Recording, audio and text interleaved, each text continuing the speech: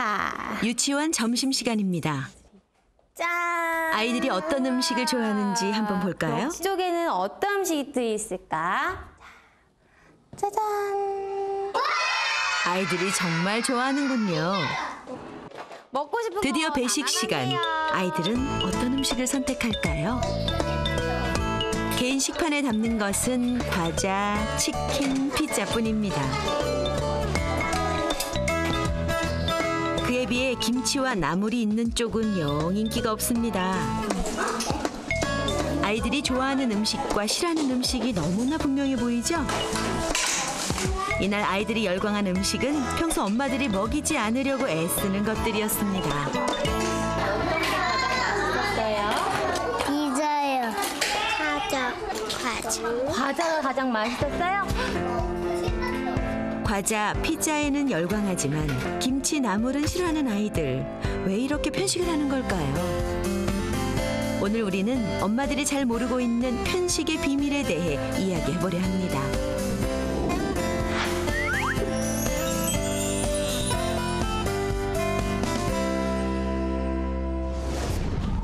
애기야, 어디 보자. 애기야. 7살, 5살 혜린이와 태연이 남매. 엄마에게는 눈에 넣어도 아프지 않은 사랑스러운 아이들입니다. 하나. 크게. 장난치지 말고. 손. 매달려. 하지만 식사 시간이 되면 팽팽한 신경전이 시작됩니다. 누가 누워서 밥을 먹어? 나 싫어서. 힘들만. 누워있으면 안 힘들어? 밥이 먹기 싫은 태연이는 아예 누워버리는군요. 먹지 않으려는 아이와 한 숟가락이라도 더 먹이려는 엄마. 혹시 여러분 댁의 식사 시간도 이렇지 않나요? 이쯤 되면 엄마의 인내심도 바닥이 나고 맙니다. 억지로 먹이는 수밖에요. 결국 태연이 울음을 터뜨리고 맙니다. 잘못했어요? 둘. 진짜 막 때려주고 싶고 막 엄청 그럴 정도로 스트레스 받아요. 막 그 정도 말도 못하죠. 좋아하는 것만 먹으려고 그러고 그 외에는 안 먹으니까 막 되게 먹는 거 자체가 거의 1시간씩 걸려요. 이거 다 먹을 수 있지? 밥을 잘 안 먹는 것도 문제지만 엄마가 정말 걱정하는 것은 따로 있습니다. 진짜로? 알았어. 그 대신 이거 다 먹어야 돼, 태연이. 토마토도 먹어야 돼. 어찌된 일인지 태연이는 키위만 먹을 뿐 토마토에는 관심이 없어 보입니다. 태연 토마토 안 먹는데. 토마토 안 먹는데? 태연이는 유난히 키위처럼 단 과일을 좋아합니다. 키위 먹을 땐 하나도 안 아프고 토마토 먹을 땐 손이 아파? 왜 그러지? 과일도 키위가 그냥 일반 키위, 골드키위 있는데 골드키위는 달아요. 과일도 단 거 먹고 이거 그 이후에 또 초콜릿 준다고 해서 먹고 그다음에 초콜릿하고 아이스크림하고 먹고 또 심한 날은 과자도 계속 연이어 먹고. 어디? 장을 보기 위해 들른 마트. 혜린이가 달려가 집어든 것은 다름 아닌 사탕입니다. 이걸 왜 사? 이거 뭘로 사?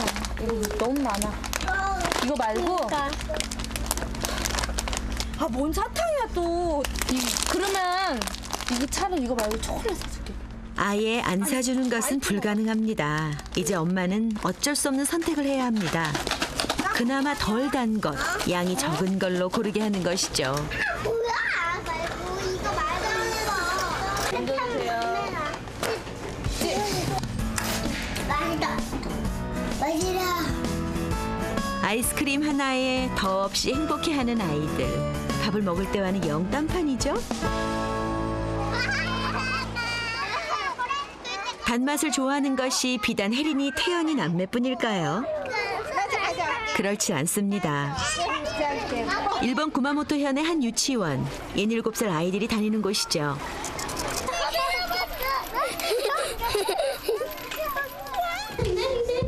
한반 아이들에게 표정이 다른 종이를 나눠줬습니다. 좋아하는 음식에 웃는 얼굴을 들게 했죠.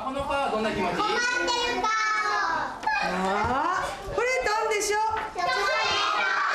초콜릿 간과할게요. 달콤한 초콜릿을 보여주자 거의 모든 아이들이 웃는 얼굴을 드는군요. 미국의 아이들은 어떨까요? 역시 웃는 얼굴을 드는군요. 하나, 둘. 한국의 아이들도 마찬가지입니다. 아이들이 초콜릿을 좋아하는 이유는 단 한 가지입니다. 甘くて美味しい 달콤하니까甘いから 달콤하고 맛있어가지고 단맛에 열광하는 아이들. 그 이유는 무엇일까요? 이 질문에 대한 답을 찾아보기 위해 한 가지 실험을 해봤습니다. 쓴맛, 신맛, 단맛이 나는 액체를 모유 외에 어떤 음식에도 노출되지 않은 신생아들에게 먹여봤습니다. 신맛을 주자 인상을 찡그립니다.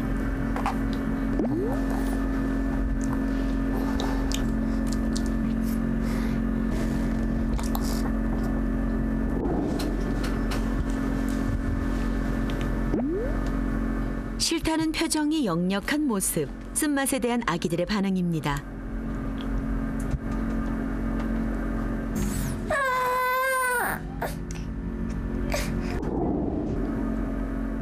마지막으로 단맛입니다. 과연 어떤 반응을 보일까요?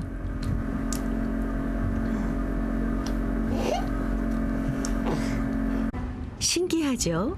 다른 맛에 비해 별다른 거부 반응이 없습니다. 오히려 맛있다는 듯 단맛을 삼키는 모습입니다.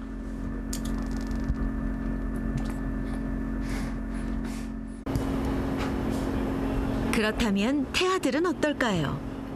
임신 23주에서 28주가 되면 당뇨 여부를 알아보는 검사를 하는데요. 인위적으로 단성분인 포도당을 태내로 침투시켜 변화를 관찰하는 것입니다.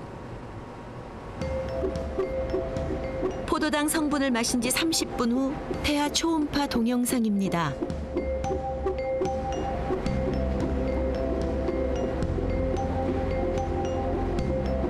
태아의 움직임이 활발해지고 입을 벌려 양수를 삼키는 모습도 자주 포착됩니다.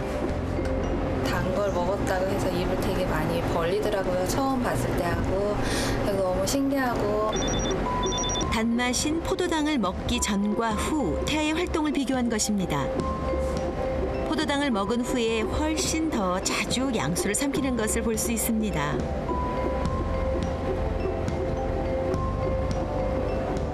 태내에서는 주로 양수가 이제 그런 역할을 많이 하게 되는데요. 주로 아기들이 느끼는 거는 우리가 당을 통해서 에너지를 공급받게 되기 때문에 단맛에 대한 그런 적응은 되어 있을 거예요. 모유에서도 유당이 있는데 유당은 단맛이거든요. 그래서 이런 체내의 모든 것이 당으로 포도당을 통해서 에너지원이 공급되기 때문에 거기에는 익숙하지 않겠나 이런 생각이 듭니다. 아이의 입맛이 결정되는 것은 자궁에서부터입니다. 태아의 미각은 임신 첫 3개월 이내에 발달하기 시작하는데 특히 단맛에 대한 반응은 여러 보고를 통해 입증된 사실입니다. 그렇다면 태아들까지 단맛에 반응을 보이는 이유는 뭘까요? 아이들이 단맛을 좋아하는 근원적인 이유는 수백만 년 전 우리 조상들로까지 거슬러 올라갑니다.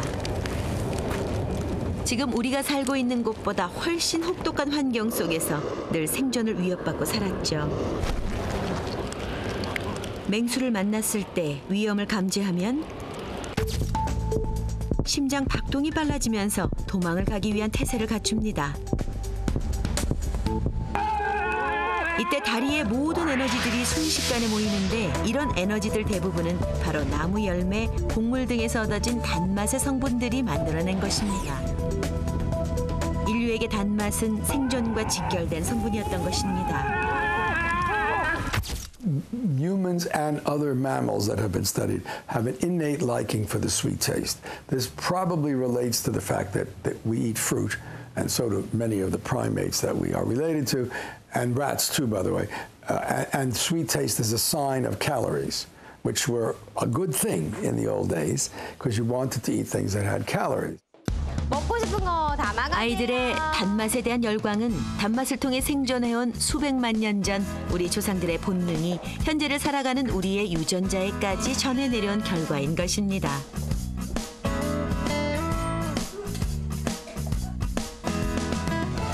유치원에서 아이들이 열광하던 메뉴를 다시 한번 볼까요? 단맛이 나는 과자는 그렇다고 쳐도 피자나 치킨에 열광하는 이유는 뭘까요?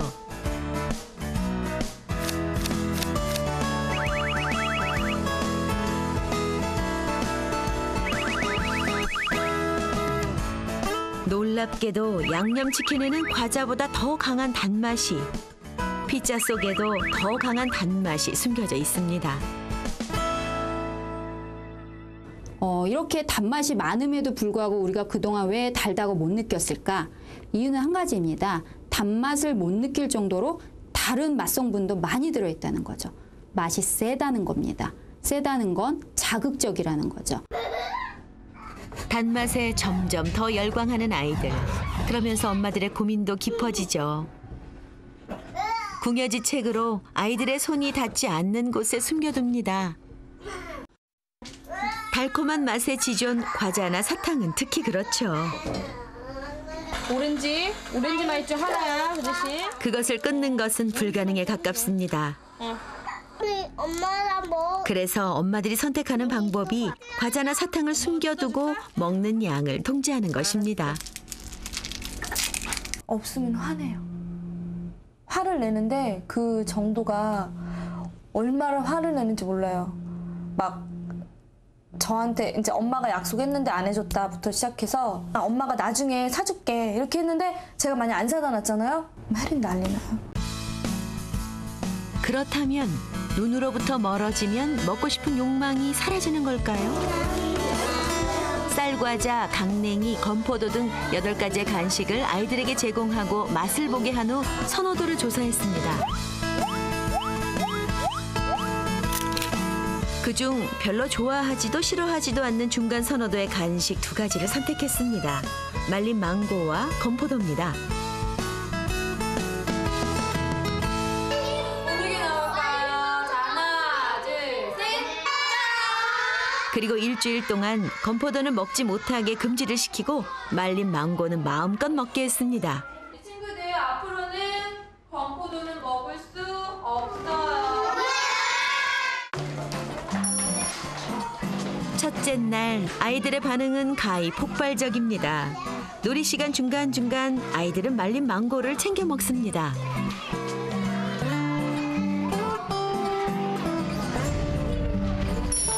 둘째 날, 한 아이가 건포도에 잠시 관심을 보이네요.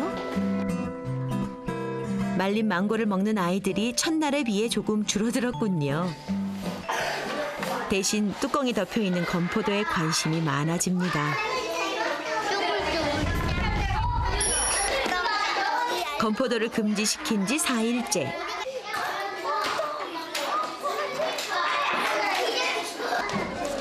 건포도가 담긴 통 뚜껑을 열어보는 아이들까지 생깁니다.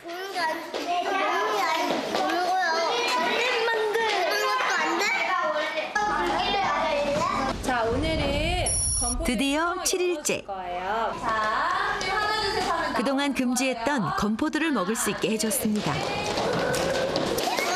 이게 웬일입니까? 아이들이 건포도 쪽에만 몰려듭니다. 말린 망고는 안중에도 없어 보입니다. 뚜껑이 딱 닫혀서 먹지 말라고 하니까 어땠어요? 더 먹고 싶었었어요. 더 많이 먹고 싶어졌어요. 더 먹고 싶었어요. 과자가 눈에 보이는데 그것을 먹지 못하게 한다면은 그것은 굉장히 인지적으로 아이들에게 있어서는 참을 수 없는 힘든 고통이 될 수가 있는 것이죠. 사실은 그래서 음식물을 애들을 보이는 데서 갖다 놓고 먹지 말라고 했을 때 애들은 오히려 그 음식물에 대한 선호도가 더 증가할 수밖에 없다라는 것이죠. 심리적 저항이란 용어가 있습니다. 강하게 금지시킬수록 소유 욕망이 그만큼 커진다는 것이죠. 이것과 관련된 여러 실험들이 미국, 영국 등에서 이루어졌습니다. 단지 향만 다른 과자 중 하나를 금지시키고 5주가 지나자 모두 금지시킨 과자를 더 좋아하게 된 실험도 있습니다.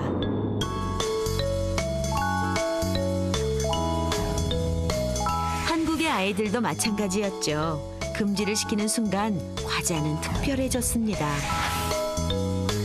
그리고 그리고 아이들의 먹고 싶은 욕구만 더 강렬해졌습니다.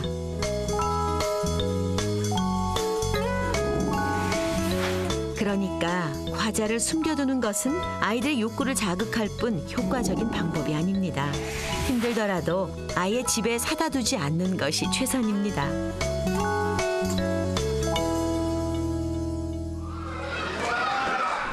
아이들이 좋아하는 것이 과자라면 끔찍이 싫어하는 것도 있습니다. 취나물.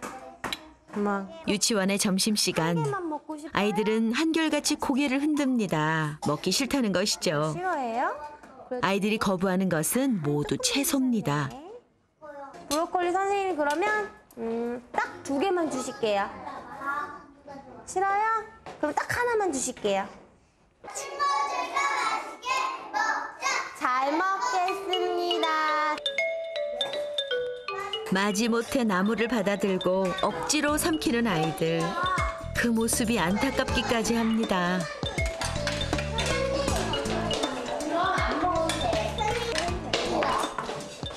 이거 나중에 먹을래. 제이 브로콜리 하나만 더 먹자. 하나만 더 먹자. 감히 먹을 엄두를 내지 못하는가 하면 선생님이 권해도 소용이 없습니다. 그래도 이 정도는 양호한 편입니다. 선생님이 다른 곳을 보는 사이 이연이는 채소를 슬쩍 바닥에 떨어뜨립니다. 마치 실수인 것처럼요. 그리고는 휴지에 싸서 조심스레 눈치를 살핍니다. 그리고는 재빨리 쓰레기통에 버리는군요.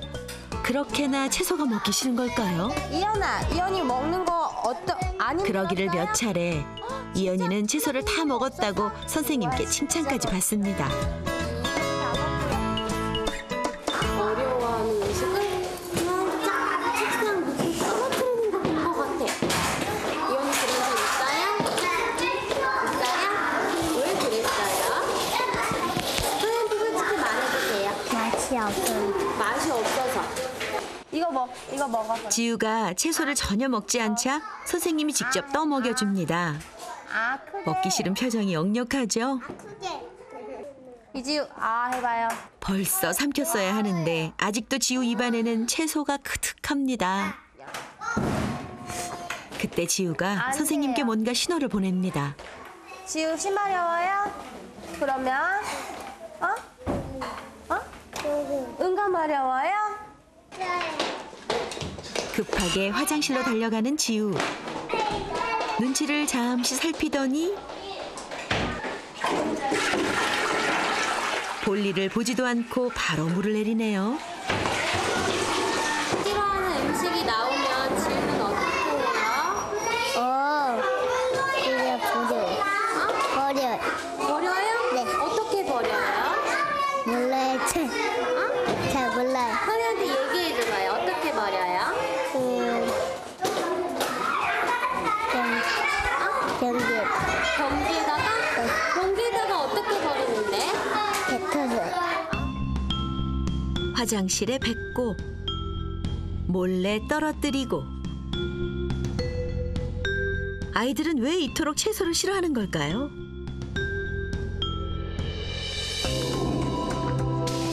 짐작한 대로 채소의 쓴맛 때문입니다.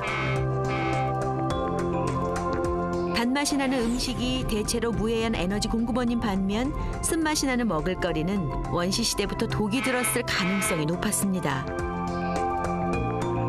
안타까운 것은 몸에 좋은 채소들조차 우리 아이들의 쓴맛 감지기를 일깨우기 때문에 안 먹으려고 하는 경우가 많다는 사실이죠. 맛을 느끼는 것은 입속의 맛봉오리, 미뢰입니다. 아기들은 대략 1만 개의 미뢰를 가지고 태어나는데 성인의 3배 정도 많은 것입니다.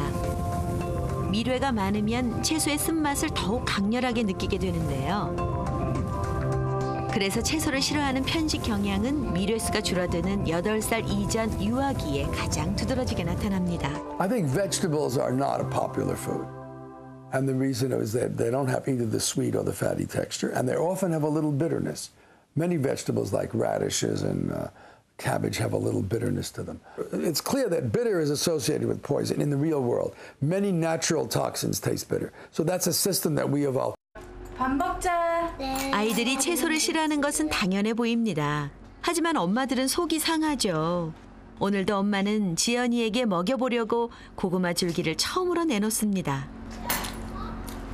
지연이의 손은 돈가스로만 향합니다. 지연아, 우리 이거 한 번만 먹어보자. 한 번만 먹어보자. 지연이의 거부가 완강하죠. 먹어봤어? 이상한지 안 이상한지 어떻게 알아? 먹어봐야 알지. 엄마는 어떻게든 먹여보려 애를 씁니다. 김 속에 고구마 줄기 하나를 몰래 넣어 건넵니다. 없잖아, 아무것도. 하지만 지연이가 이미 눈치를 챈 것 같네요. 조심스레 확인을 하더니 채소를 보자 곧바로 거부를 합니다. 이거 없으면 먹겠어? 엄마 이거 먹을래? 결국 오늘도 엄마가 지고 말았습니다. 늘 이런 식입니다. 유난히 지연이는 새로운 채소에 대한 거부가 심합니다. 엄마가 새롭게 나물이나 채소 이렇게 주시면 어때? 먹기 싫어요. 왜 싫어? 맛없을까봐. 새로운 걸 만약에 주잖아요. 그러면요, 일단 처음 보는 거에 대해서 이거 먹어봐, 이게 좋은 거야, 이거는 할머니가 보내주신 거야, 이거는 우리 엄마 밭에서 캐와서 한 거야, 엄마 집에서 한 거야, 이렇게 해도요, 이게 딱 넣으면요, 이렇게 먼저 입으로 끝간을 받는 거예요. 혀 끝으로 이렇게 한 3번 하다가요, 지 입맛에 안 맞으면 뱉어버리고, 전혀 이제 새로운 걸 접하려고 전혀. 아이들이 새로운 것에 대해 거부하는 데는 과학적인 이유가 있습니다. 여기 2개의 장난감이 있습니다. 하나는 익숙한 것이고 다른 하나는 낯선 것입니다.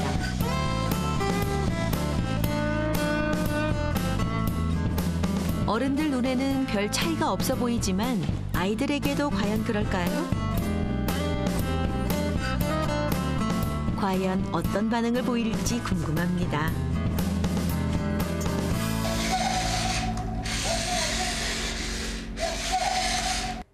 로봇이 움직이자 엄마를 찾으며 울기 시작합니다.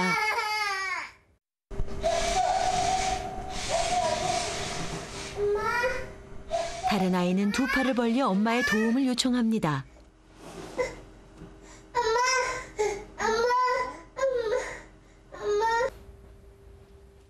만 1, 2세가 되면 아이들은 네오포비아, 즉 새로운 것에 대한 공포증이 심해집니다. 정도의 차이가 있을 뿐 이런 경향을 지니지 않는 아이들은 거의 없습니다. 아이들의 낯가림이 그 시작인 셈이죠. 요 시기 아동들은 낯선 사람들에 대해서 강력한 공포 반응을 보이게 되는데요.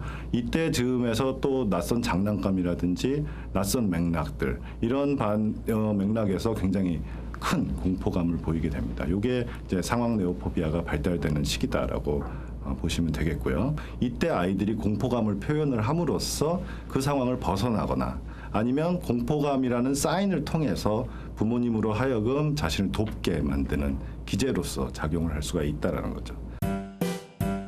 새로운 것에 대한 공포증. 네오포비아가 먹는 음식과 연결되면 어떨까요? 평소 아이들이 보지 못했던 낯선 간식을 하나 만들어 봤습니다.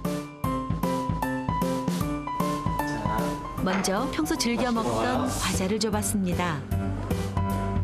아이들은 뜻밖의 행운에 기뻐하며 과자를 맛있게 먹습니다.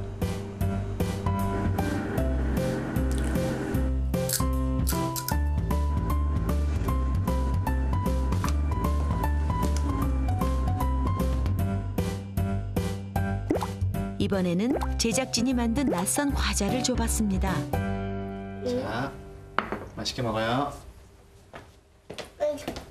뭐야 이게?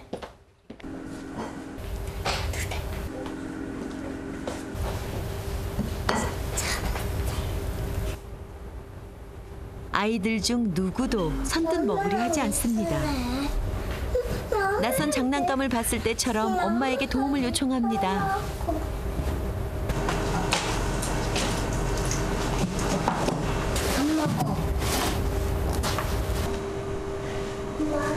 새로운 음식에 대한 반응에는 호기심과 두려움이 섞여 있습니다. 안 먹고 싶었어? 엄마도 안 먹지. 모유를 떼고 많은 음식을 접하는 시기, 음식 네오포비아는 시작됩니다. 음식물 네오포비아도 대체로 생후 2세에서 한 7세 정도 사이에서 최고조에 이르게 되고요. 초기 청소년기로 가면서 서서히 줄어드는 양상을 보이게 됩니다. 이것은 음식물에 대한 친숙성이라는 것이 아무래도 나이가 먹으면서 점점 늘어나기 때문에 음식물 네오포비아는 자연스럽게 줄어드는 과정이다라고 이해를 하실 수가 있겠습니다. 음식 네오포비아는 대부분의 아이들이 가지고 있는 성향입니다. 그런데 음식의 종류에 따라 큰 차이가 있습니다.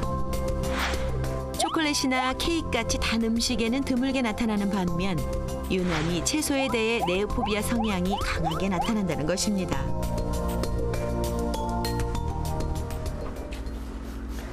하지만 모든 아이들이 채소를 싫어하는 것은 아닙니다. 7살 동빈이는 못 먹는 채소가 없습니다. 마늘장아찌며 쌈이며 아이들이 싫어할 채소를 너무나 맛있게 먹습니다. 비법이 뭘까요? 그 답은 너무나 간단한 곳에 있습니다. 단과자보다 더 자주 채소를 줬기 때문입니다. 채소를 익숙한 음식으로 만든 것이죠. 동빈이 좋아하는 채소 이름 대보세요.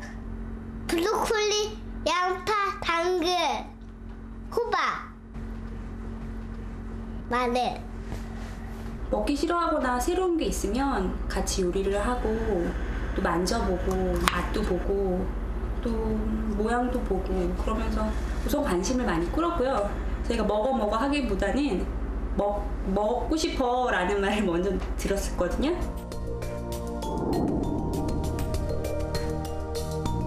낯선 음식에 공포감을 느끼는 음식 네오포비아는 위험한 음식물로부터 우리 아이들을 보호하는 역할을 합니다.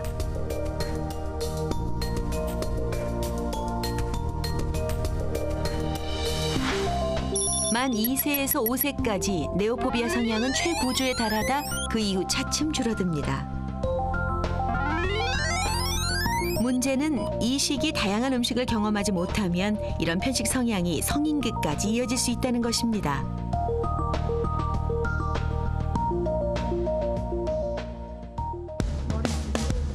다행히 아이들의 입맛은 바위처럼 단단하게 새겨져 있는 것이 아닙니다. 이거 먹고 싶어요? 먹어볼래 한번? 손으로 살짝 누르면 돼. 편식이 심할수록 새로운 음식은 서서히 소개해야 합니다. 처음부터 채소를 먹이겠다는 욕심은 금물이죠. 이대로 파프리카를 이용한 계란찜을 만들 거예요. 계란찜 혹시 많이 해보셨어요? 네, 주로 잘 먹어요. 아, 계란찜 좋아해요? 네. 우선 친숙해지는 것이 가장 중요합니다. 파프리카를 그릇처럼 이용해 평소 지연이가 좋아하는 계란찜을 만들어 보는 거죠. 네. 파프리카는 먹지 않아도 좋습니다. 채소에 대한 거부감을 없애는 것이 첫 번째입니다. 맛있어요? 냄새도 안 나고. 연구에 따르면 아이가 싫어하는 음식을 받아들이기까지 적어도 8번 정도의 노출이 필요합니다. 신기하죠?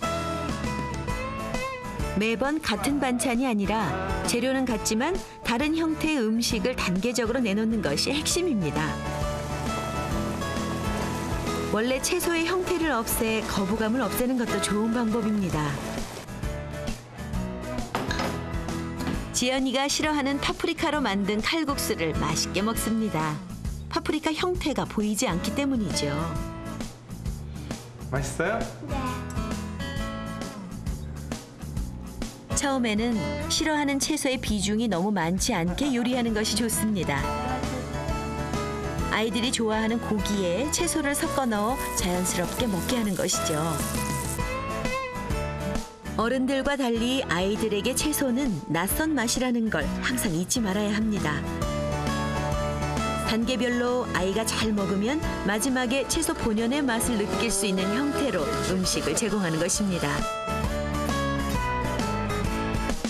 보통 엄마들처럼 주는 것처럼 그냥 통째로 뭐 싫어하는 거 그냥 뭐 시금치 나물이면 그냥 시금치 나물 그대로 줬지 이걸 다르게 변형을 해서 준다고는 주려고 한 번도 생각을 안 해봤던 것 같아요. 같은 재료를 이용해 단계별로 다양한 음식을 제공하는 것이 푸드 브릿지입니다.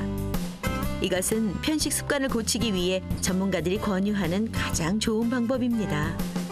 싫어하는 음식에 대해서 여러 가지 방법을 써서 그 음식에 대한 비율을 처음에 5%, 10% 넣었다가 나중에는 90% 이상 적극적으로 노출을 시키는 거죠. 그럼 이 단계별로 아이들이 잘 따라올 수 있으면 바로 이 싫어하는 음식이 좋아하는 음식으로 바뀌는 계기가 됩니다. 따라서 아이들한테는 푸드 브릿지를 사용하는 게 굉장히 중요한 거죠. 유아기 식습관은 단순히 먹는 문제를 넘어서기도 합니다.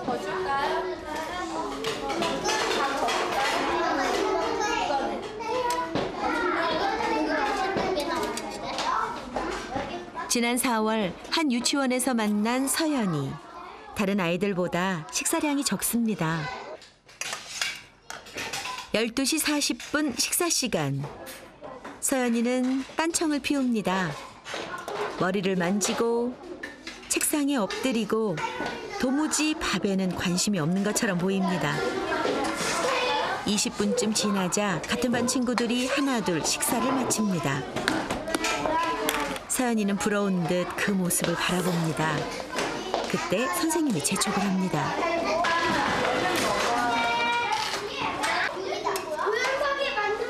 다른 아이들보다 양도 적은데 서연이가 식사를 끝낸 것은 1시 30분.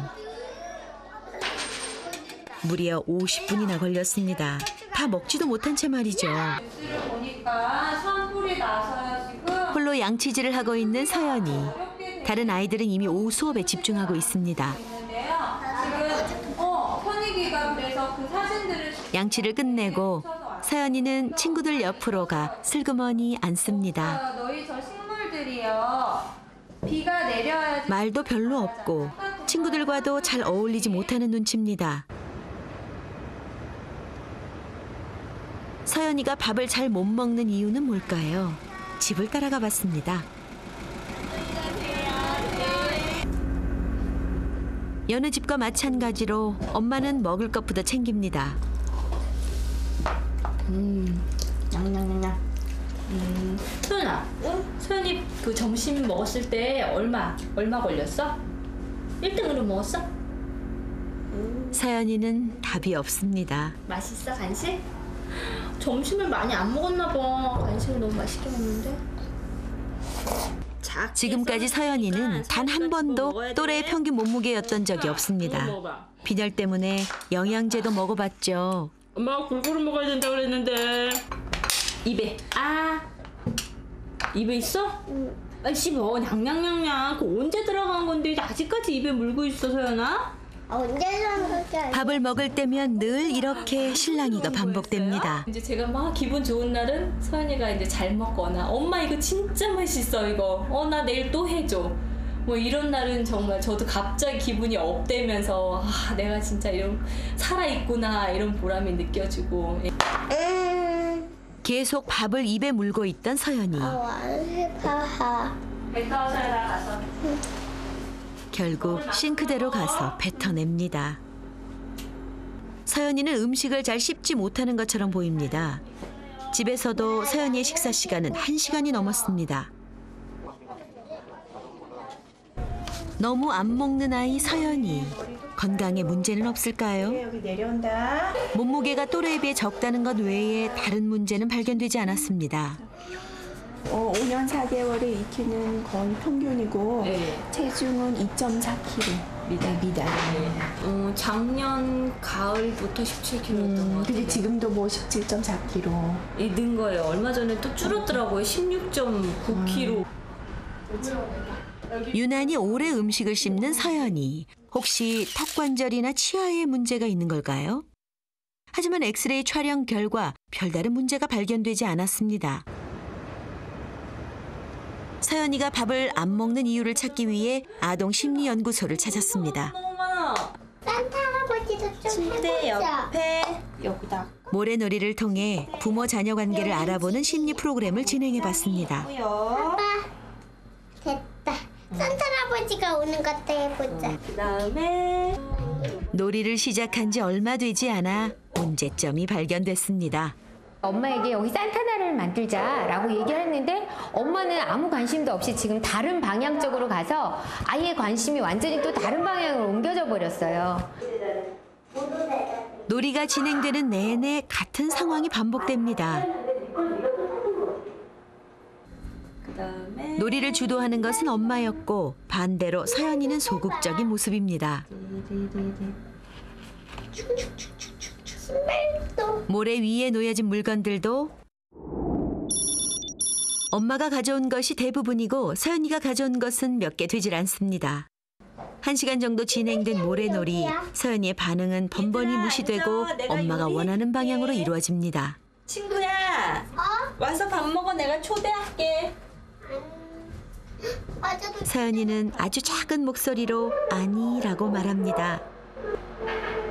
서연이와 놀고 있는 모습을 보는 엄마. 산책을 갔다는데요. 누가 먼저 가져갔죠? 네. 뭘 꾸미셨죠? 침대랑 옷장. 네, 꾸몄죠. 그제야 자신의 문제를 알게 됩니다. 엄마가 마음대로 상황을 주도하면서 서연이의 의견을 계속 차단하고 있다는 것을요.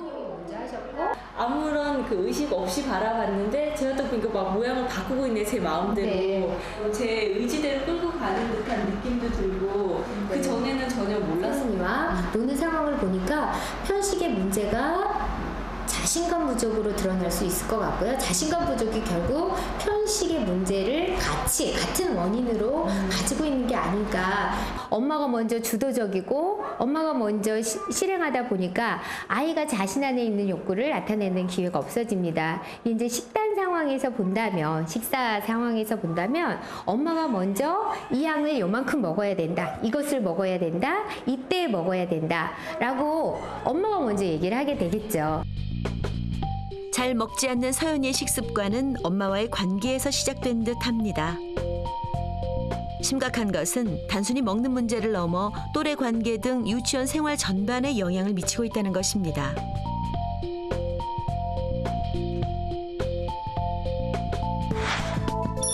음식에 대한 편식으로 연결될 수 있는 네오포비아 성향은 만 2세부터 만 5세에 가장 많이 나타납니다. 그런데 이 시기가 묘하게 자아 존중감이 형성되어 가는 시기와 일치한다는 것입니다.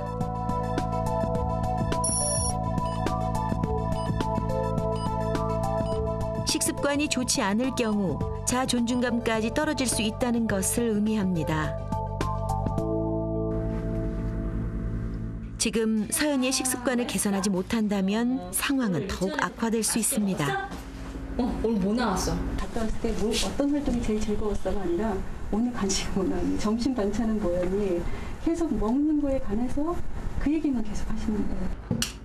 입에 있어?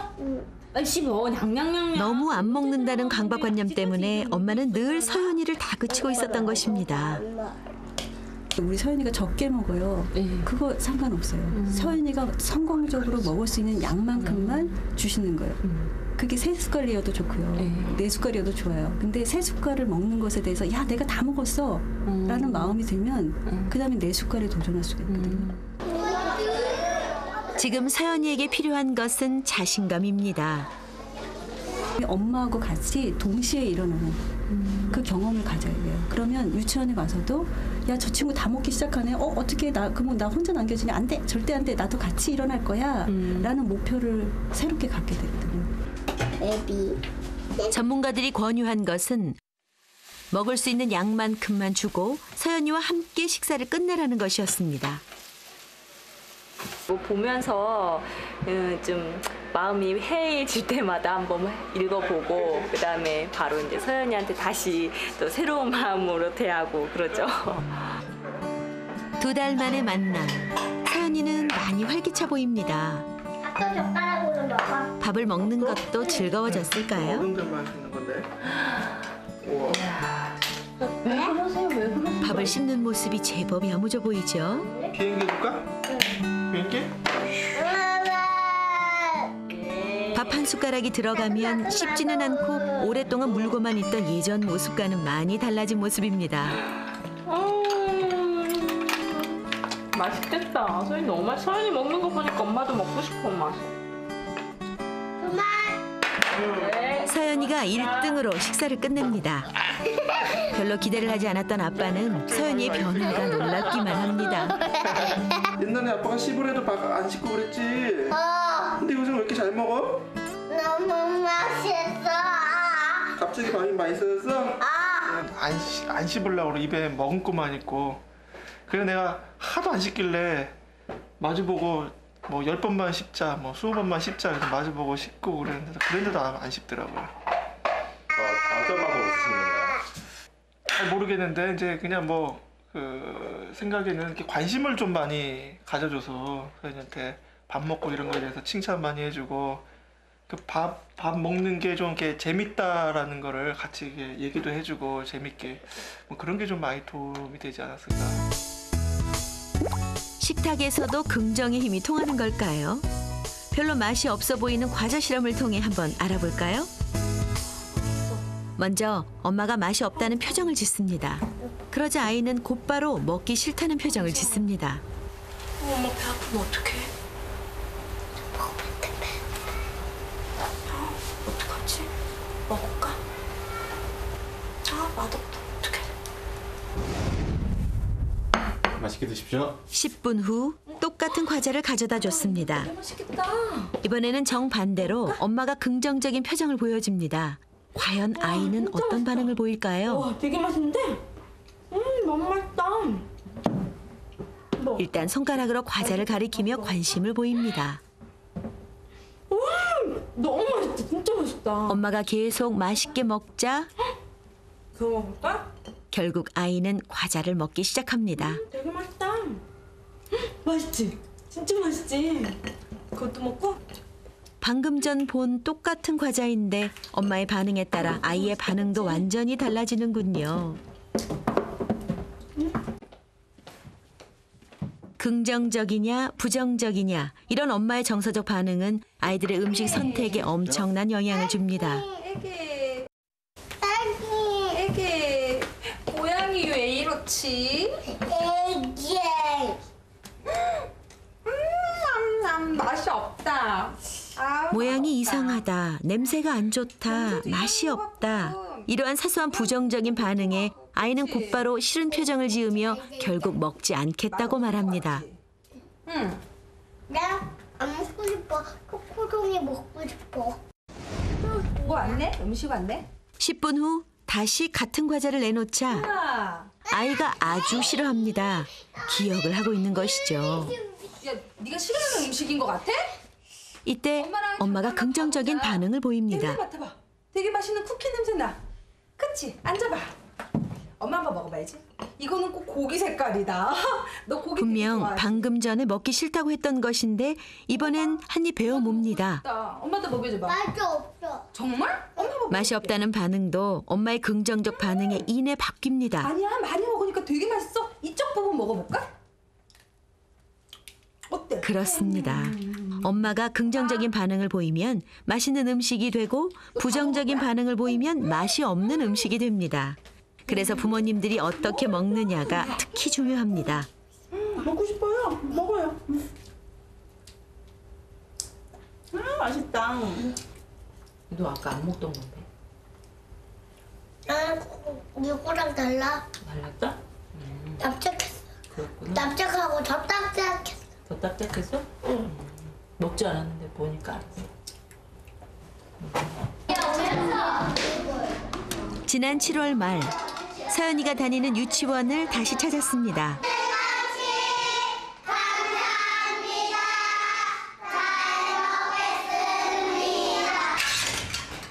늘 혼자 마지막까지 밥을 먹었던 서연이 모습은 어디에도 없습니다. 이제는 집에서만큼이나 밥을 꼭꼭 씹어서 잘 삼킵니다.